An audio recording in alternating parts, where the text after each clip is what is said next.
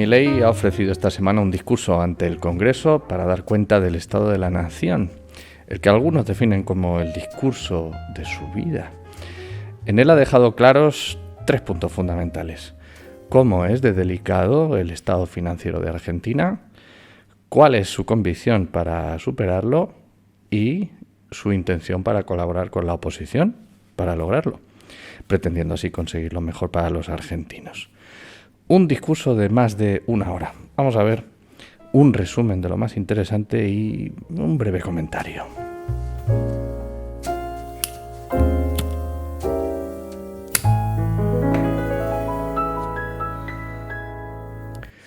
Fíjate con qué curiosa pose se conduce entre aplausos, abrazos, vítores, algo que ya no se ve en un líder político, con un gesto de naturalidad poco habitual en ellos, en armonía con el tono de sus discursos también. Algunos apuntan a que buena parte del carisma y simpatía que despierta Milei radica en que su forma de hablar, con independencia de que se esté de acuerdo o no con sus ideas, resulta auténtica, en contraste con ese tono falso y acartonado, demagogo, de los políticos comunes. A diferencia del resto, sus discursos tienen cierta naturalidad y concreción, huyendo de la afectación y la vacuidad que suele ser común en esas tribunas. En este caso se dirige al público de la nación para explicarle el estado de sus cosas, sin paños calientes, un escenario difícil y en lo económico, por no decir calamitoso. No verás a muchos políticos decir que el patio está hecho un desastre y que va a ser muy duro limpiarlo y reconstruirlo. Pero bueno, sea como fuere, sin duda, algo está pasando cuando un político despierta tanta simpatía e interés y solo hay que ver con qué ilusión le anima a la gente. Y no es bastante explicación decir que está loco y que es un facha de ultraderecha. No puede satisfacernos un análisis tan superficial e ingenuo del personaje. Vamos a ver en qué consiste su discurso, si es tan alocado, fascista y de ultraderecha, y cuál es su peor matiz. Los últimos 20 años han sido particularmente un desastre económico, una orgía de gasto público, emisión descontrolada que tuvo como resultado la peor herencia que ningún gobierno en la historia argentina haya recibido jamás. Para explicar el estado de la nación, concretamente el financiero, alude a que recoge una herencia delicada. Ya ves, un irresistible déficit del 17% del PIB, reservas negativas escandalosas en el Banco Central, deudas exteriores descomunales, un tipo de cambio falseado al 200%, una emisión monetaria desenfrenada y una tendencia inflacionaria mayorista del 17.000%. Mientras que, para aquellos que consideran que estos números son una fantasía, la inflación del 52% mensual en mayorista implicaba una inflación anual del 17.000%. El dato más descarnado que toca directamente a los ciudadanos es que demasiada gente está por debajo del umbral de la pobreza.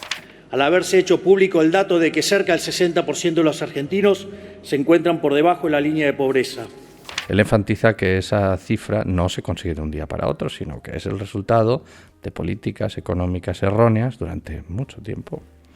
Aquí es donde pone el foco en los salarios medios reales, para argumentar que en los últimos 20 años la escalada de pobreza en los ciudadanos ha sido escandalosa. Al tipo de cambio actual están alrededor de $300 y en la década de los 90 alrededor de los 3.000 en guarismos con poder adquisitivo constante. Es decir, han perdido el 90% del poder adquisitivo en los últimos 20 años. El populismo nos quitó el 90% de nuestros ingresos, llegando a un nivel de locura tal donde 1/3 de los trabajadores formales son pobres. Señala, sin tapujos y dirigiéndose a la Cámara, que mientras 1/3 de los trabajadores formales son pobres, porque el sueldo miserable no les llega para nada, los políticos, en cambio, son ricos.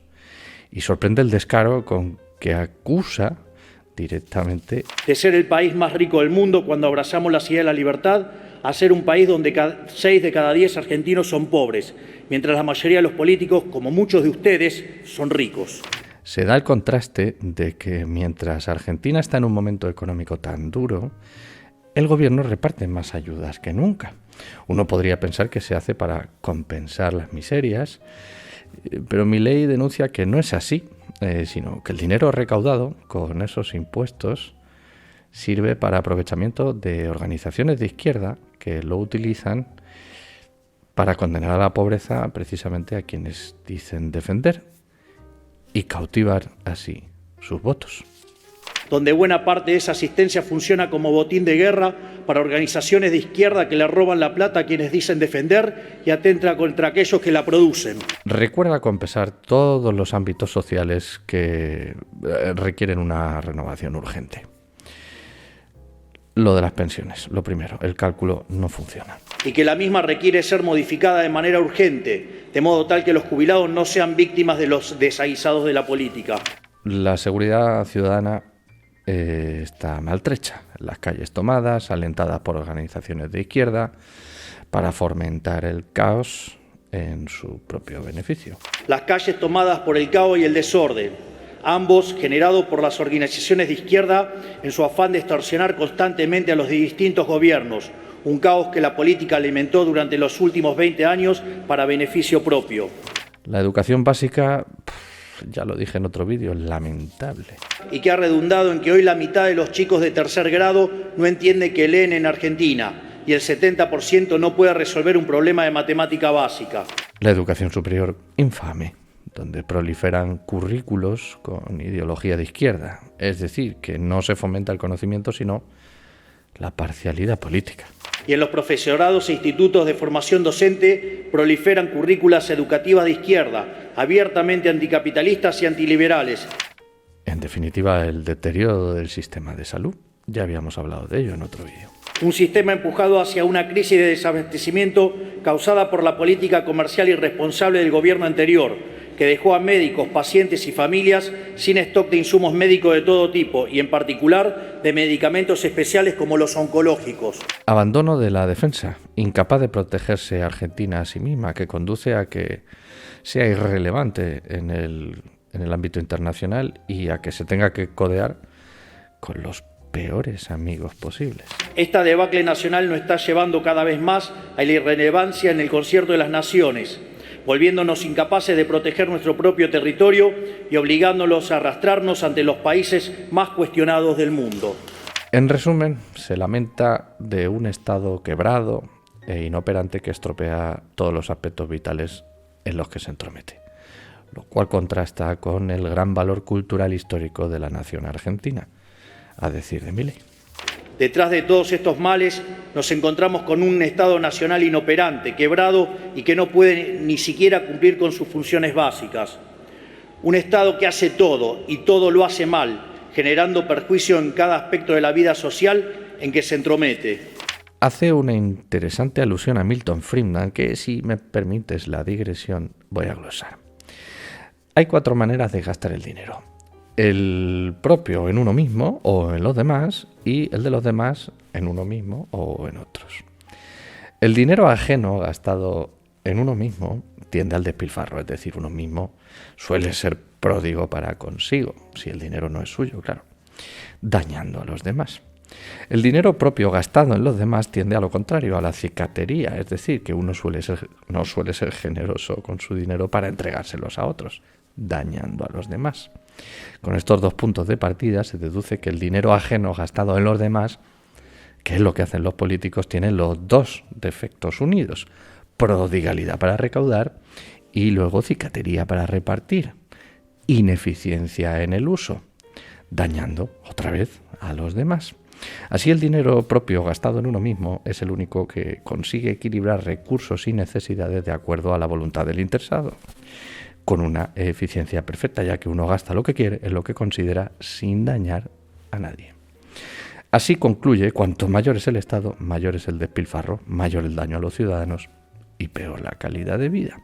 Este hecho es incontestable por la evidencia histórica de todos los países desarrollados a lo largo de los últimos 70 años, por poner una cifra corta.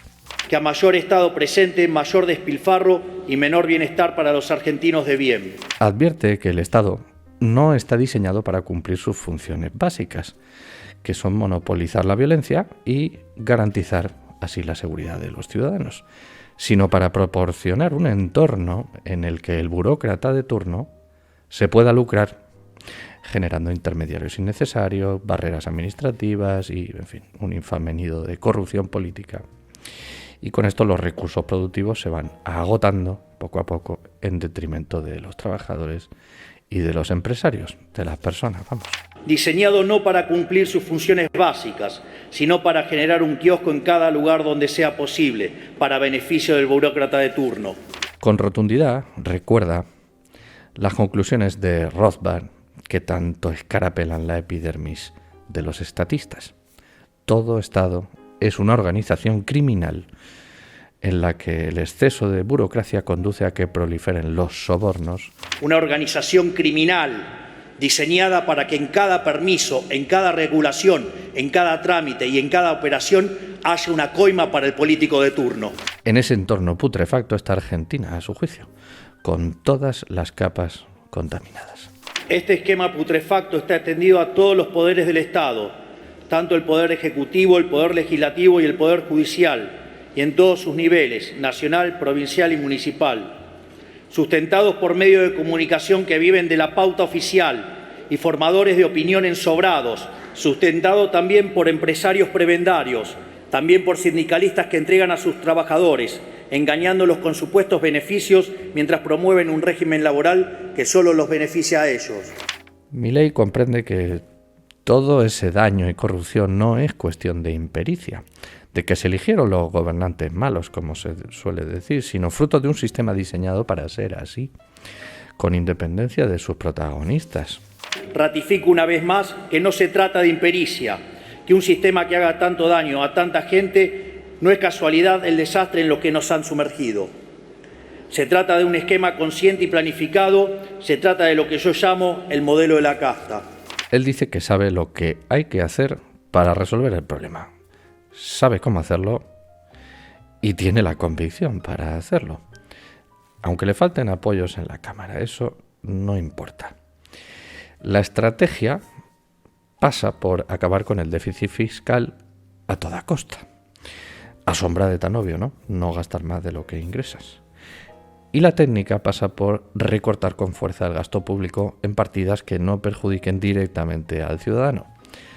Gasto político, asesores, ministerios, coches oficiales, obra pública, funcionarios fantasma, intermediarios, que es de lo más importante, burócratas, en fin.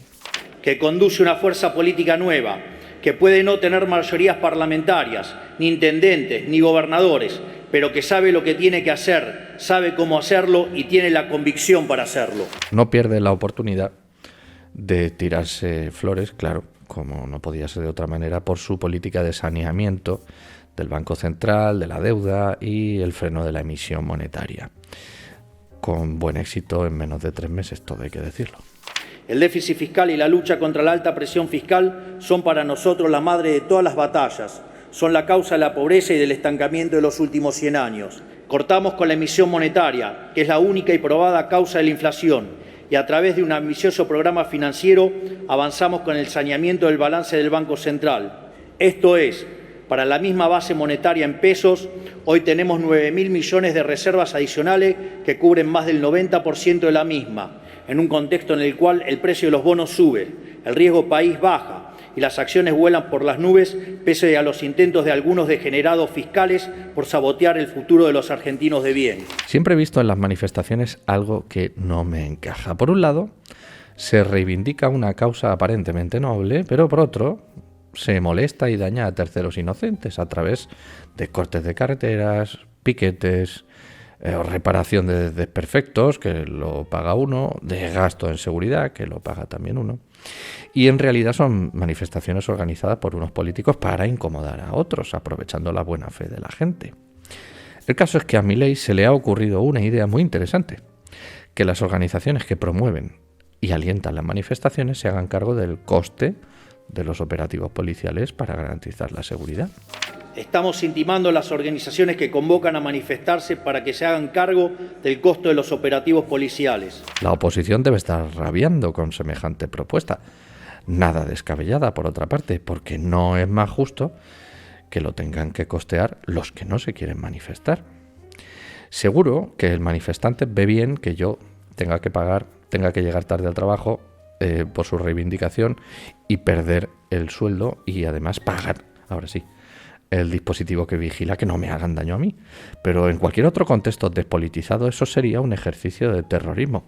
Prueba tú a organizarte con 4 amigos y cortar una autovía, volcar un camión de fruta, prender fuego a un contenedor, poner un piquete para que no se pueda ir a trabajar y enfrentarte a los antidisturbios. Y luego me cuentas por qué delito te metieron en la cárcel. En línea con la corrupción derivada de la instrumentalización burocrática del dolor, señaló un caso sobrecogedor. Y llegamos a descubrir, gracias a este sistema de denuncias, a la cara más oscura de este fenómeno. Una banda política en Chaco que explotaba sexualmente a mujeres y arbitraba sus planes sociales. Sí, hay que ser un desalmado, pero en un contexto completamente corrupto y podrido no es extraño encontrarse con casos así. En esa misma línea, pretende eliminar los intermediarios de los planes de ayuda para que recaigan directamente en el beneficiario, sin que el burócrata que pasa por allí se pueda aprovechar de su posición de intermediación. Por eso decidimos terminar con el sistema de intermediación de la asistencia y fortalecer los mecanismos de asistencia directa. Ahora sabemos exactamente qué pasa con cada bolso de comida que se reparte. Una de las ideas más brillantes y honestas, a mi juicio, es la siguiente: cancelar la publicidad institucional durante un año, ahorrando todo ese dinero, entendiendo que tales gastos están dirigidos nada más que a comprar la voluntad de periodistas y medios. Yo no podría entender que a alguien no le parezca una buena idea, pero bueno, aún iría más lejos, enmarcar la publicidad institucional en un tipo penal. Pero bien está detenerla por el momento. Y tengamos en cuenta que a Milei le resultaría más cómodo seguir gastando lo mismo y comprar a los periodistas para su causa, pero no. También cancelamos la publicidad oficial en medios de comunicación por un año, lo que va a redundar en un ahorro de más de 100.000 millones de pesos, si tomamos como parámetro lo que se gastó el año pasado. Es una inmoralidad que en un país pobre como el nuestro, los gobiernos gasten el dinero de la gente para comprar voluntades de periodistas. Una de las peleas más socorridas de la izquierda es limitar el precio de las cosas para ayudar a la gente, y concretamente el precio de los alquileres. Como sabe todo el mundo bien informado, limitar los precios encarece los alquileres, disminuye la oferta, merma la calidad y genera mercados negros todavía más caros. En fin, empeora las condiciones para alquilar y perjudica a los que más lo necesitan, los más pobres. Milei recuerda que han abolido la ley de alquileres y, como no podía ser de otra manera, esto es lo que ha pasado. Y pasó exactamente lo que dijimos. La oferta de bienes en el mercado se duplicó de diciembre a febrero y, en consecuencia, el valor en términos reales de los alquileres bajó. Entrando en materia de futuro, ahora ya, amenaza con un paquete de leyes que no van a gustar a los políticos. Estamos enviando al Congreso un paquete de leyes anticasta, del cual quiero compartir con ustedes algunos de sus componentes.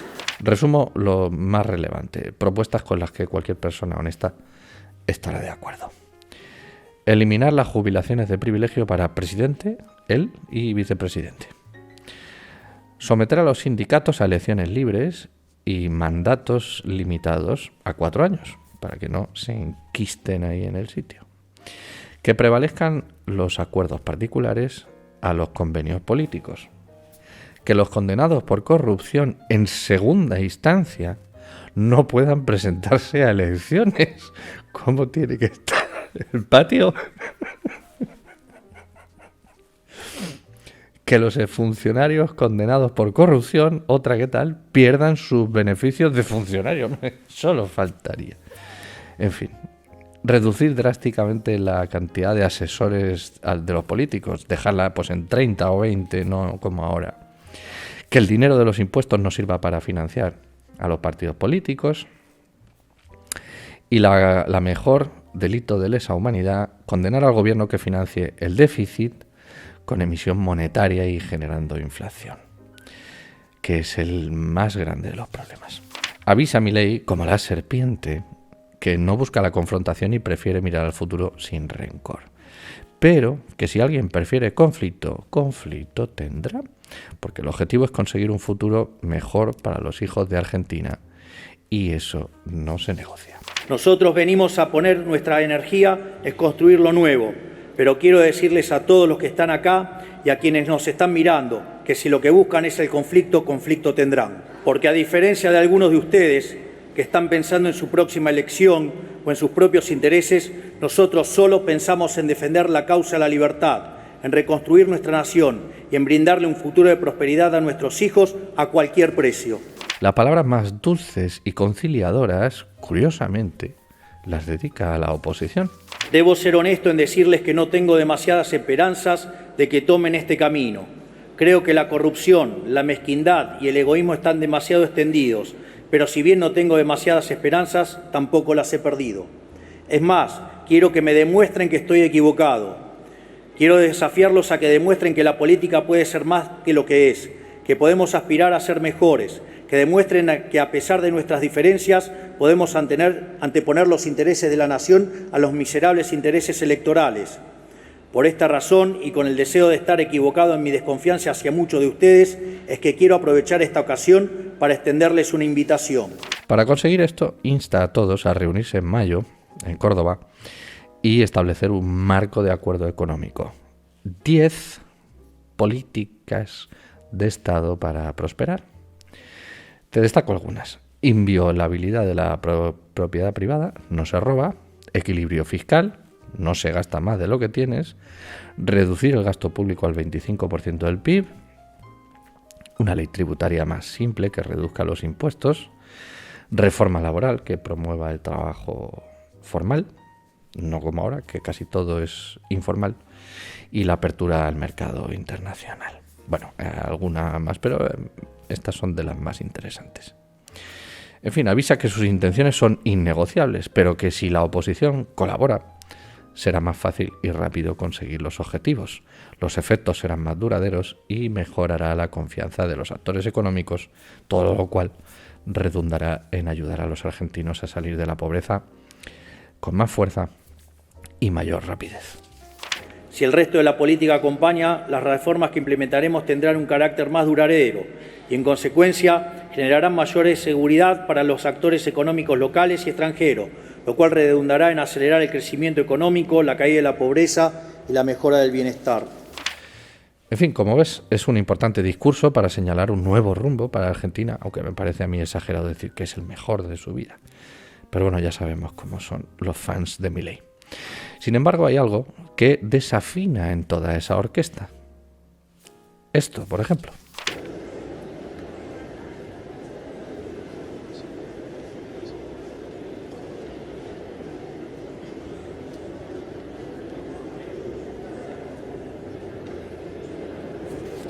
O esto.